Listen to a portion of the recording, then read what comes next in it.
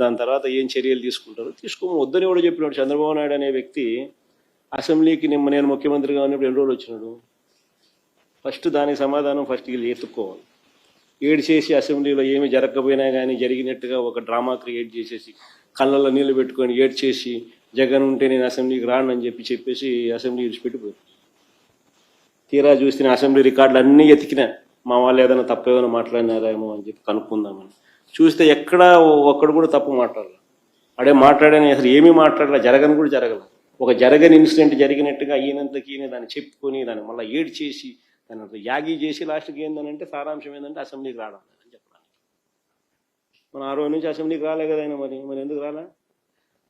రాకపోయినట్టు ఏం చేసినారు? ఎవడేం చేయలేడు. డెమోక్రసీలో ప్రజలు అల్టిమేట్లీ నిర్ణయాధికారులు. ఎట్టా ఈయన ఒప్పుకున్నా ఒప్పుకోకపోయినా ఇంకోటి జరిగినా 3 ఏళ్లలో ఎట్టా ఎన్నికలు వస్తాయి. ఏం చేసినా కానీ 3 ఏళ్ళే కదా.